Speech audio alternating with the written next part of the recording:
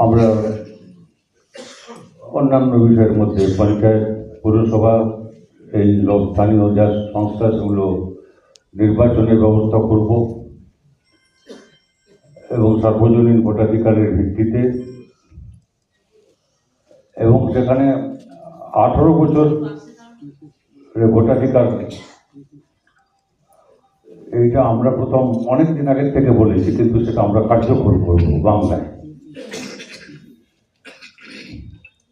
আমার খেয়াল আছে যে আমাদের 77 সালে বামফ্রন্ট সরকার হলো, বিধানসভায় আমি প্রার্থী ছিলাম, জিতিনি, কিন্তু আবার আমাকে জেলা পরিষদে প্রতিদ্বন্দ্বিতা করতে বলা হয়, করেছি, সভাধিপতির দায়িত্ব দিয়েছেন। কিন্তু আমাদের 77-78-এর মাঝে একটা বড় কাজ ছিল যে 78 সালে পঞ্চায়েত নির্বাচনকে সামনে রেখে আমাদের রাজ্যের ভারসাম্যের আমরা কি পরিবর্তন করতে পারি, এবং সরকার ঠিক করেছিল যে আমরা প্রথম কাজ হচ্ছে পঞ্চায়েত আর পৌরসভা নির্বাচন করব। সেটা করতে গিয়ে আমরা অন্যান্য বিষয়ের মধ্যে পঞ্চায়েত, পৌরসভা, এই স্থানীয় যা সংস্থা সেগুলো নির্বাচনের ব্যবস্থা করব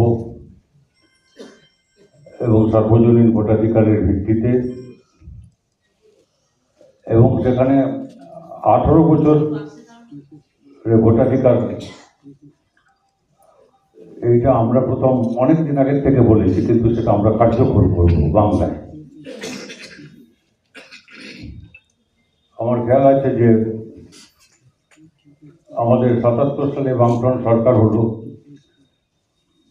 বিধানসভায় আমি প্রার্থী ছিলাম, জিতিনি, কিন্তু আবার আমাকে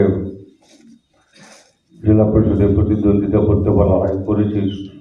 সভাধিপতির দায়িত্ব দিয়েছেন। কিন্তু আমাদের 77-78-এর মাঝে